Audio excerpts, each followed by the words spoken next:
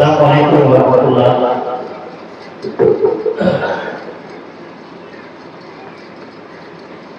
نحمده ونصلي على رسوله الكريم، أما بعد، أعوذ بالله من الشيطان الرجيم، بسم الله الرحمن الرحيم، وعلم آدم الأسماء كلها، وقال علي رضي الله عنه العلم سلاحي۔ محترم ذمہ داران ملت اکیڈمی اور اسٹیج پر تشریف فرما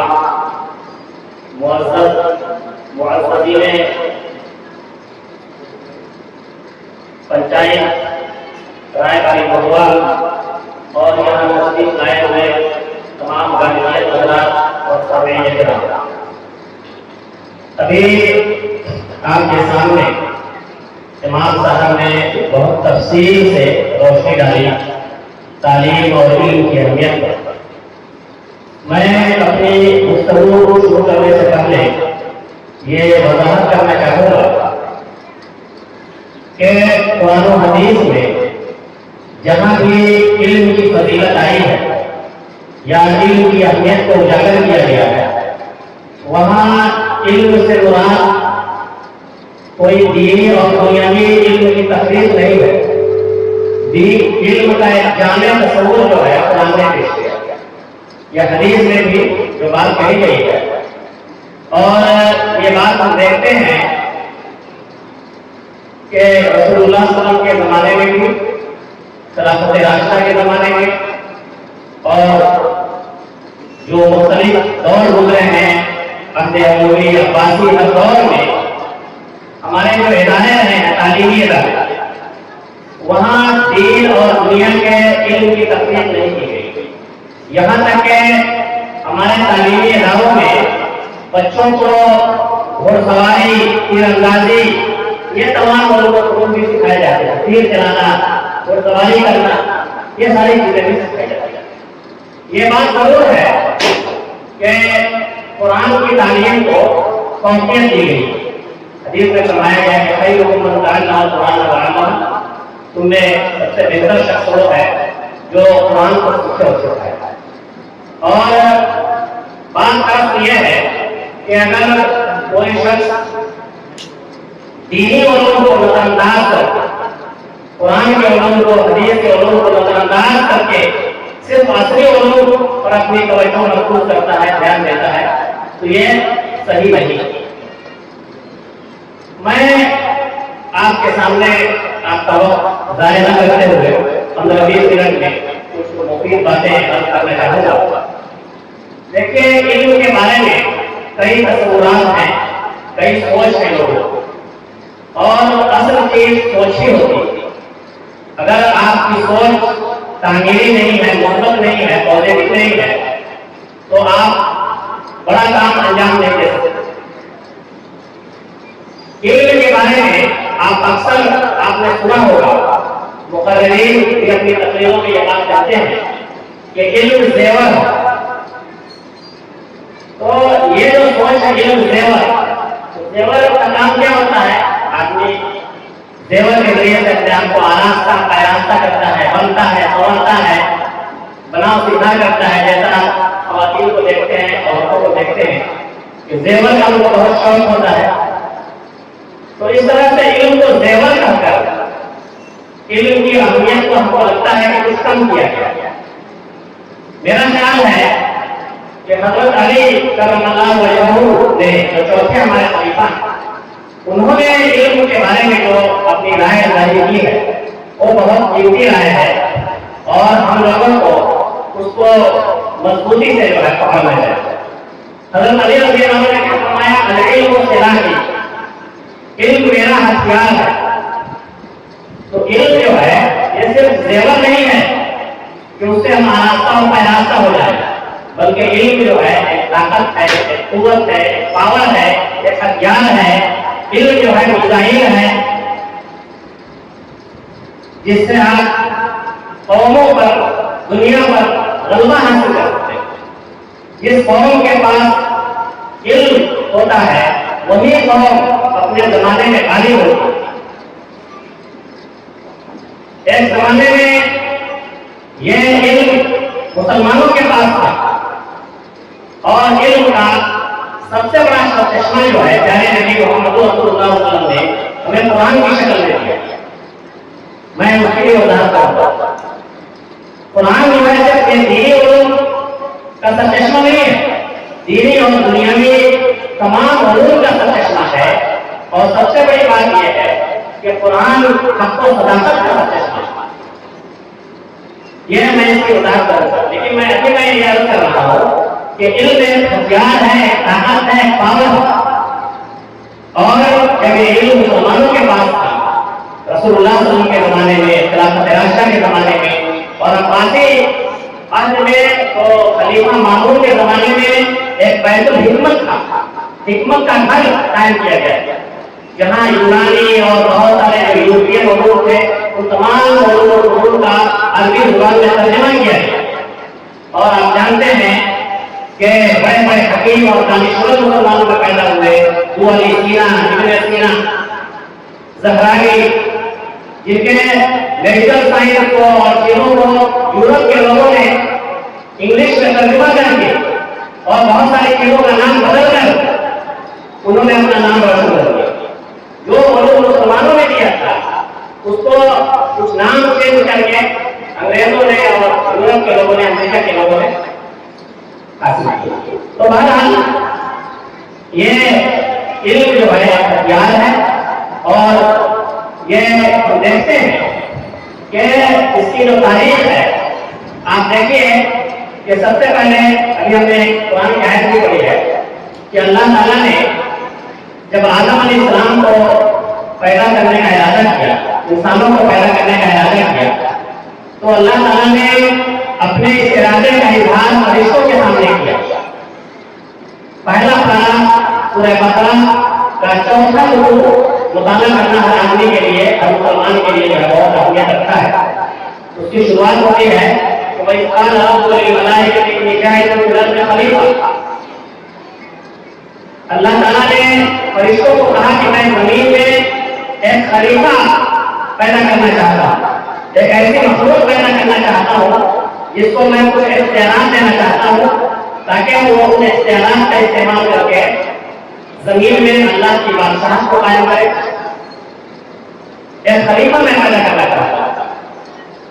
فرشتوں نے سوچا کہ بھائی اللہ تعالیٰ نے تو فرشتوں کو پیدا کیا تو فرشتے جو اللہ کے حکم کے پابند ہوتے ہیں، جو بھی اللہ کا حکم ہوتا ہے اس حکم کو فرشتے جو ہے نافذ کرتے ہیں، لاگو کرتے ہیں. لیکن اللہ تعالیٰ انسان کو پیدا کرے گا اور انسان کو عقل دے گا، اس کو ریسرچ کرنے کی، تحقیق کرنے کی، جانچ پڑتال کرنے کی صلاحیت دے گا، اختیارات دے گا. تو پھر انسان کیا کرے گا؟ اپنے اختیارات کا، اپنی عقل کا، اپنے علم کا غلط استعمال کر کے وہ زمین میں کتنا فساد کرے گا، خود خرابہ کرے گا. وہ اپنے سائنس کے ذریعے لوگوں کی خدمت کرنے کے بجائے ایٹم بم بنائے گا اور ساری دنیا کو تباہ و برباد کرے گا. چنانچہ فرشتوں نے کہا کیا آپ ایسے مخلوق کو پیدا کرنا چاہتے ہیں جو زمین میں اتنا فساد برپا کرے، خون خرابہ کرے؟ اس کے بعد اللہ تعالیٰ نے پہلے فرشتوں کو جواب دیا کہ میں جو جانتا ہوں تو نہیں جانتا. اس کے بعد کیا ہوا؟ وَعَلَّمَ آدَمَ الْأَسْمَاءَ كُلَّهَا. اللہ تعالیٰ نے آدم کو تمام چیزوں کا علم دیا. اب آپ سمجھ سکتے ہیں کہ تمام چیزوں کا علم، تمام چیزوں کے نام سکھائے. اب تمام چیزوں میں صرف قرآن حدیث کا علم تو نہیں ہے، اس میں دین کا بھی علم ہے، دنیا کا بھی علم ہے. سارے علوم ہیں جو اللہ تعالیٰ نے آدم علیہ السلام کو دے دیا اور وہی علم آج تک اسی میں ترقی کرتے ہوئے وہ علم تک پہنچا. تو آدم علیہ السلام تمام علوم جو ہے آدم علیہ السلام کو اللہ نے سکھا دیا.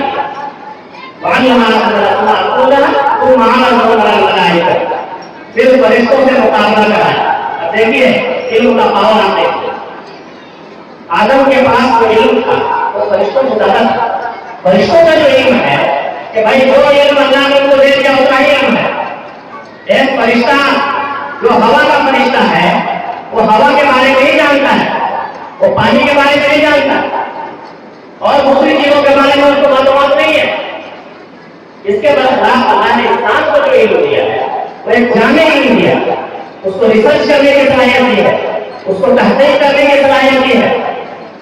ایک چیز کا علم دے گا وہ ریسرچ کرتا ہے اور اس کو آگے بڑھتا چلا جاتا ہے, اور علم کے بہت سارے دروازے اس کے سامنے کھلتے چلے جاتے ہیں. تو فرشتوں سے جو مقابلہ ہوا اس میں آدم علیہ السلام جیت گئے. سبحان اللہ الملائکہ فقال انبئونی باسماء هؤلاء ان کنتم صادقین. فرشتوں سے اللہ نے کہا کہ ذرا ان چیزوں کے نام بتا دو. فرشتوں نے کہا کہ قالوا سبحانک لا علم لنا الا ما علمتنا انک انت العلیم الحکیم, کہ تیری ذات پاک ہے کہ ہمیں تو وہی علم ہے جو آپ نے سکھایا ہے, اس سے زیادہ اور کچھ علم نہیں ہے. پھر جب آدم علیہ السلام کو کہا کہ انبئونی باسماء هؤلاء کہ ان چیزوں کے نام بتاؤ, تو آدم علیہ السلام نے بتایا. میں کہنا یہ چاہتا ہوں کہ علم کی بدولت آپ فرشتوں پر فائد ہوئے, فرشتوں سے آپ کا درجہ بلند ہو گیا, فرشتوں کو آپ نے ہرا دیا, تو دنیا والوں کو ہرانا بہت مشکل کام ہے. آج صورتحال یہ ہے کہ ہم مسلمان علم کے میدان میں پیچھے رہ گئے, جس کی وجہ سے دوسری قومیں ہم پر غالب آ گئی. آج امریکہ اور یورپ پر مسلط کیوں ہے, غالب کیوں ہے؟ علم کی وجہ سے. سائنس اور ٹیکنالوجی کے علوم میں وہ آگے بڑھ گئے, ہم پیچھے رہ گئے, ہمارے اوپر کچھ زیادہ خیالات غالب ہو گئے. ہم نے سوچا کہ بھائی دنیاوی علوم کو حاصل کرنے سے کیا فائدہ, ہم کو سبحان اللہ کا بھی کرنا چاہیے, کشی کرنا چاہیے. یہ سب زیادہ خیالات میں جو ہے اسلام اور مسلمانوں کو زبردست پسند ہو گئے, وہ محفوظ ہو گئے, سیمت ہو گئے, اور علم کی دنیا میں جو ترقی کرنا چاہے ان کی ترقی ہو گئی, اور وہیں سے ان کا زوال شروع ہو گیا, اور مسلمان علم کے میدان میں پیچھے ہوئے. تو دنیا کی جو سرکاریں تھی, جو لیڈرشپ تھی, جو قیادت تھی, وہ مسلمانوں سے چھنتی چلی گئی, اور مسلمان جو ہے امریکہ کے, یورپ کے, دوسری قوموں کو غلام کرتے چلے. آج بھی اگر آپ یورپ اور امریکہ کی غلامی سے اور دوسرے قوموں کی غلامی سے نجات چاہتے ہیں تو آپ کو علم کے میدان میں آگے آنا ہوگا. محترم سامعین, میں نے جو کہا تھا کہ قرآن کی جو نعمت ہمارے پاس ہے یہ صرف ہمارے لیے دینی علم کی حیثیت سے نہیں ہے کہ صرف قرآن کی کچھ صورتوں کو یاد کر لیا, نماز پڑھ لیں گے. قرآن ایک بہت بڑا پاور ہے, قرآن ایک بہت بڑی طاقت ہے. اور سورہ قرآن جو 19واں پارے میں ہے اس میں اللہ تعالیٰ نے میرا فرمایا اپنے پیارے نبی محمد رسول اللہ صلی اللہ علیہ وسلم کو خطاب کر کے وجاہدہم بہ جہادا کبیرا, اے نبی صلی اللہ علیہ وسلم آپ اس قرآن کے ذریعے اپنے دشمنوں سے جہاد کیجیے. آپ سوچتے ہو کہ جہاد اور قتال اور لڑائی اور جنگ تو تلواروں سے ہوتی ہے, بموں سے ہوتی ہے, میزائل سے ہوتی ہے, ڈرون سے ہوتی ہے, لیکن اللہ کے نبی صلی اللہ علیہ وسلم کو جہاد کرنے کا حکم ہوا قرآن سے. قرآن سے کیسے جہاد کیا جائے گا؟